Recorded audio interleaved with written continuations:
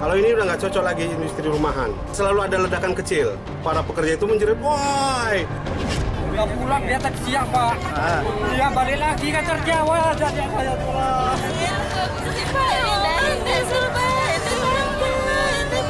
Ya semua pekerjanya di situ, di dalam kamar, di ruang tamu, di dapur. Pintu depan itu selalu dikunci.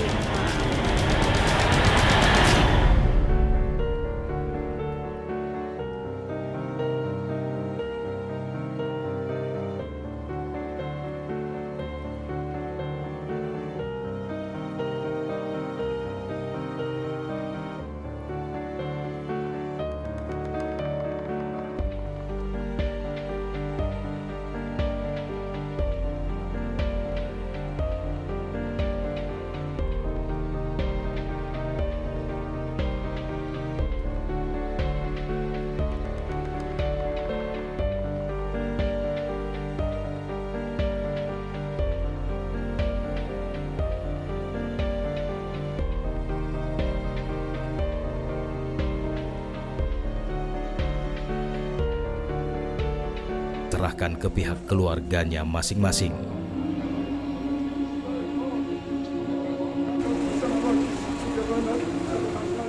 Suasana haru sangat terasa di tempat ini.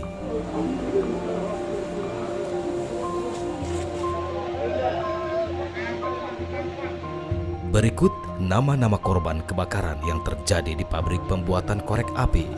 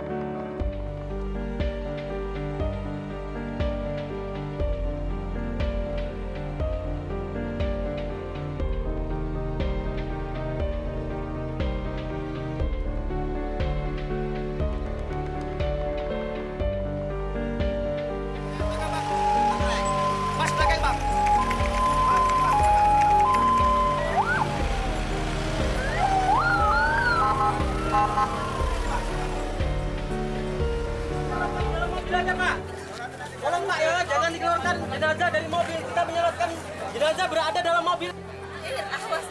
Minggu malam, 7 dari 30 jenazah korban kebakaran di pabrik pembuatan korek api tiba di Desa Sambirejo.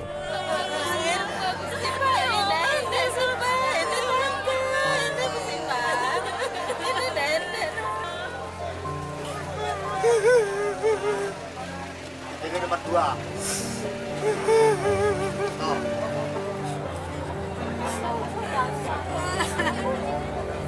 Yang penting dari capek dengan ini. Allahu Akbar. Sepertinya mereka akan dimakamkan di lokasi yang sama.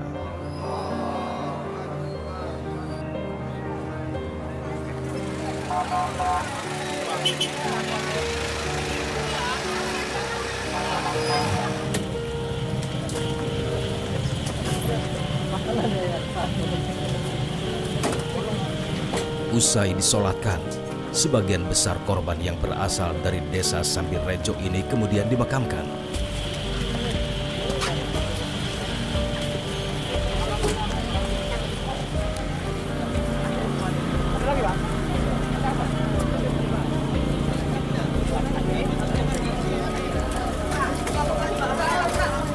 Suasana duka sangat terasa di lokasi pemakaman ini.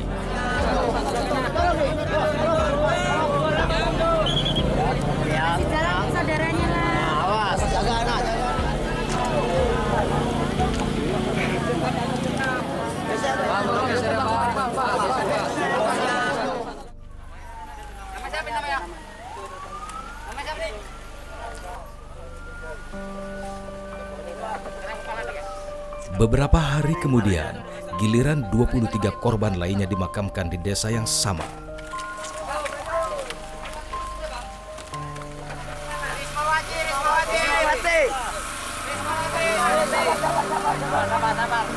Sabar.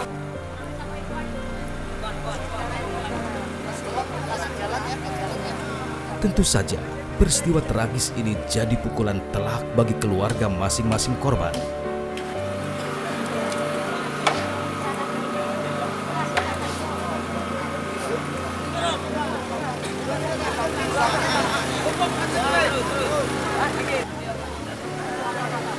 Dan tragisnya, banyak anak-anak ikut jadi korban.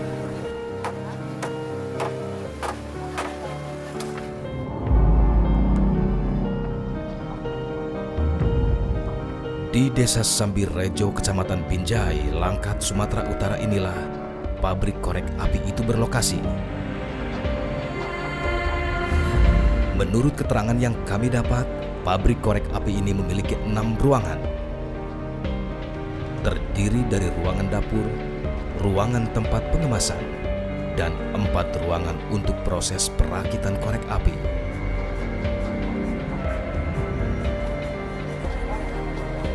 Dan di tempat ini tidak layak disebut pabrik.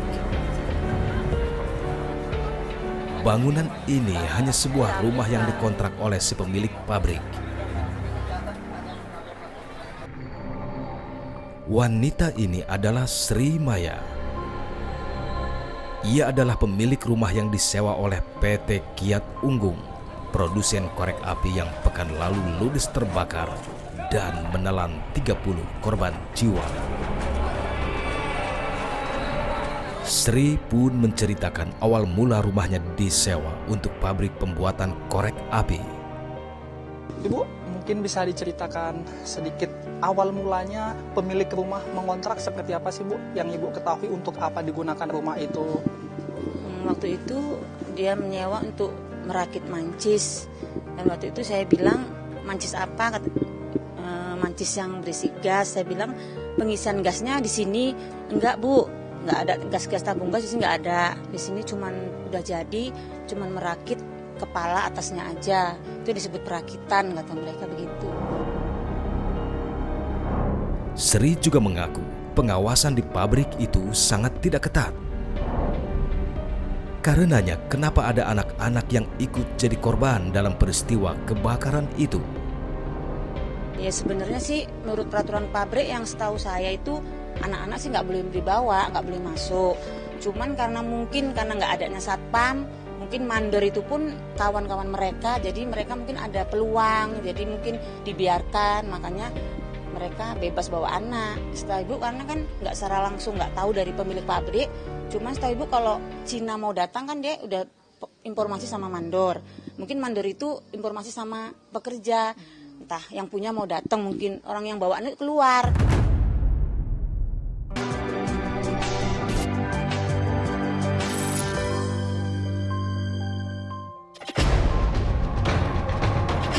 Kalau ini udah nggak cocok lagi industri rumahan. Selalu ada ledakan kecil.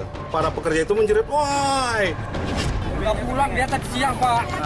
Dia balik lagi ke Terjawa. Jadi saya pulang. Ya semua pekerjaannya di situ, di dalam kamar, di ruang tamu, di dapur. Pintu depan itu selalu dikunci.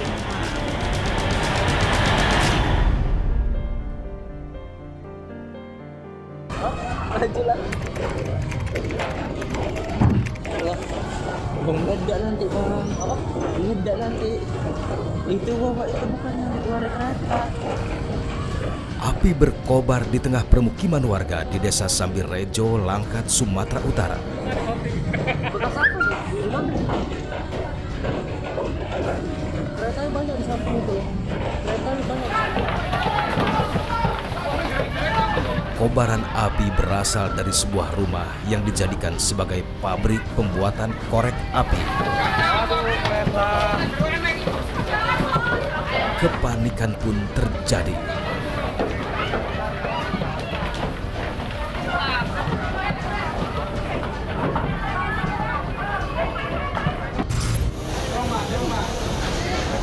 Tak berapa lama kemudian api padam. Dari lokasi kebakaran terlihat pemandangan yang begitu mengerikan. Puluhan tubuh manusia terjebak di dalam pabrik ini dalam kondisi hangus terbakar.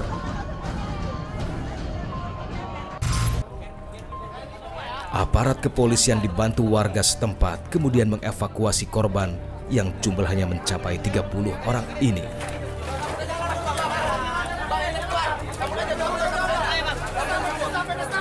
Dari hasil evakuasi terhadap beberapa korban, jadi diperkirakan ada sekitar 30 korban meninggal dunia, 6 anak-anak, 24 dewasa.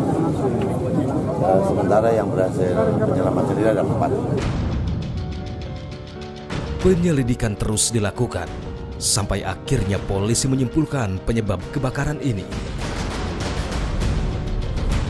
Bermula saat salah satu karyawan mencoba korek api gas yang telah diproduksi.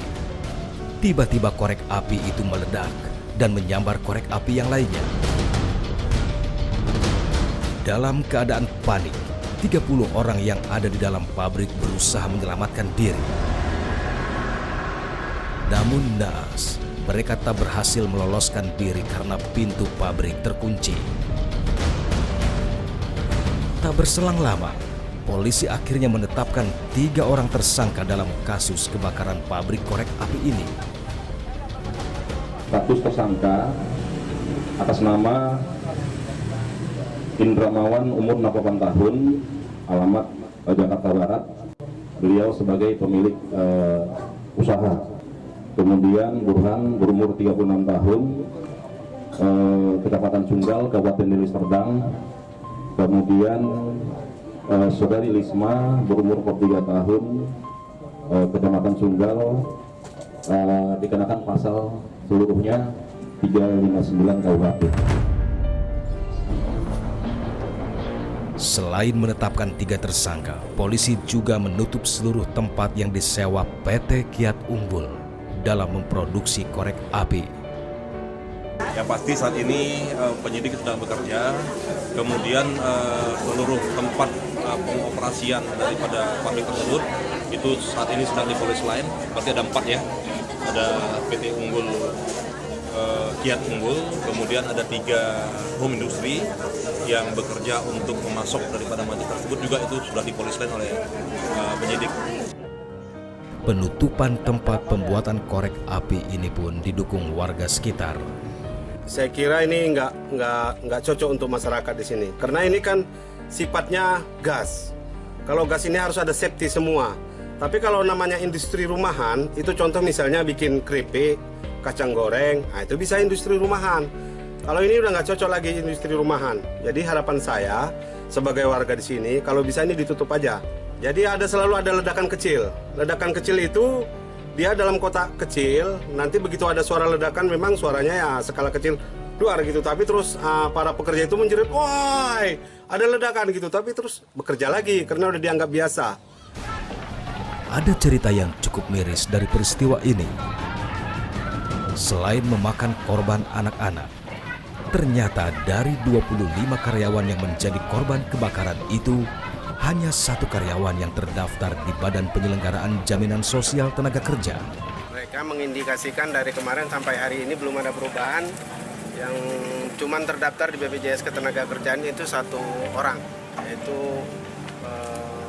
almarhum Musliana ya, Musliana itu sebagai mandor katanya di sini. Kayaknya kalau kita hitung-hitung lebih kurang dapatnya nanti 150 juta. Benar-benar ironis. Tak ada jaminan dalam bekerja.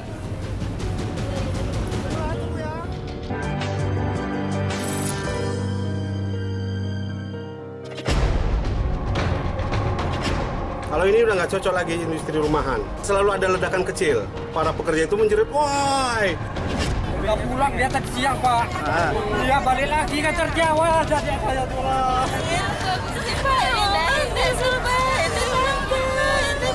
Ya semua pekerjaannya di situ, di dalam kamar, di ruang tamu, di dapur. Pintu depan itu selalu dikunci.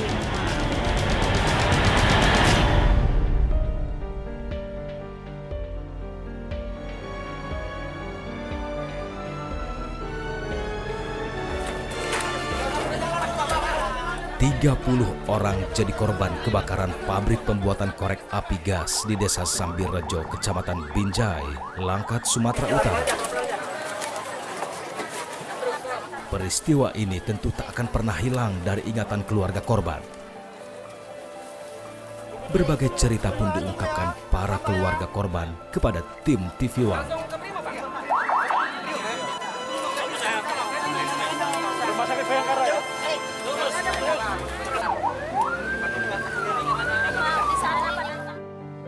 Bu Vivi mengenal Mbak Desi sebagai sepupu ya Bu ya. Boleh diceritakan Mbak Desi sudah berapa lama ya bekerja di pabrik tersebut? Mungkin sekitar 2 tahun begitu. Karena sebelumnya dia kan cuma ibu rumah tangga mengurus anak-anak. Pekerjaan itu bagi dia mungkin hanya sebagai mengisi waktu luangnya untuk mencari tambah-tambahan. Apakah sehari-harinya korban memang membawa anaknya untuk ikut bekerja di situ atau pada saat istirahat saja? Saya juga kurang paham, cuman karena anaknya tadi masih balita, masih ini belum besar, jadi kan mamanya bekerja ya, namanya anak-anak pasti kan selalu ngikutin ibunya gitu. Main-main lah ke situ kan, kadang-kadang ya anak tadi juga sama bapaknya gitu. Saat peristiwa itu terjadi, Desi Setiani sedang membawa 2 anaknya, masing-masing Juna dan Bisma, serta adiknya, Rizky. Kebetulan waktu kejadian itu kata bapaknya, dia kepengin kali sama mamanya. Padahal tadi tuh sama bapaknya, sama habis makan makanan ada pesta di belakang, dia kepengin kali jumpa mamanya lagi. Jadi dia mendatangi mamanya bekerja. Selain Desi, adiknya juga ikut jadi korban karena adiknya hanya bermain-main ke rumah kakaknya. Ingin memberitahu bahwa keluarga di kampung di Bahoro ada yang mau pesta. Mbak Rani, sebelumnya kami juga ikut berduka atas adik Mbak Rani yang juga menjadi korban dalam peristiwa ini. Mbak Rani ingin tahu sedikit dulu, Mbak Rani sempat bekerja berapa tahun tepatnya Mbak? Kurang lebih 6 tahunan gitu. Ya. Dulu untuk proses melamar pekerjaan di sana gimana Mbak? Langsung saja atau ada proses surat lamaran? Langsung saja, tidak pakai surat lamaran. Untuk waktu kerjanya dari hari apa, jam berapa? Ya dari hari Senin sampai hari Sabtu. Dari jam 8 sampai jam 5 sore. Nah, yang dilakukan Mbak Rani apa saja di sana? Ya cuman merakit korek itu supaya hidup. Untuk upahnya berapa biasanya? 1 tapa 1.100. 1 tapa itu isinya berapa korek api? 50 biji.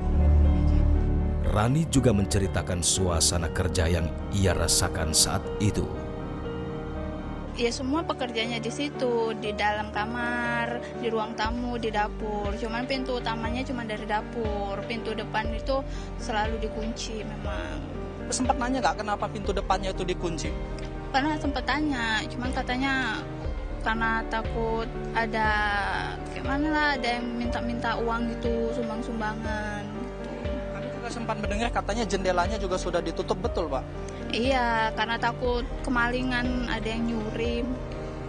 Kalau secara langsung Mbak Rani pernah berjumpa dengan pemilik pabrik? Tidak pernah. Tidak pernah. Artinya untuk berhubungan memberikan upah kepada siapa? Cuman sama mandor, sama personalia.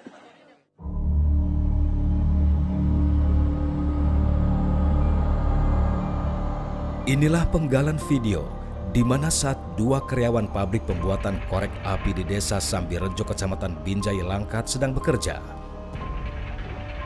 Yang mengenakan kaos berwarna kuning adalah Mia Safitri. Sedangkan yang mengenakan kaos hitam, Ayu Agustina. Keduanya ikut menjadi korban saat kebakaran itu terjadi.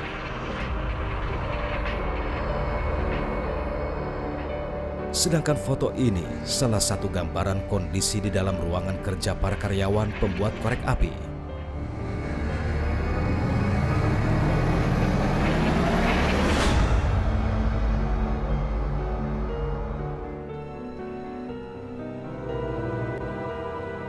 Tempat perakitan korek api itu kini tinggal puing. Terbakar bersama 30 orang yang ada di dalamnya. Cukup sudah. Jangan ada lagi keluarga yang terluka akibat sistem kerja yang tidak semestinya.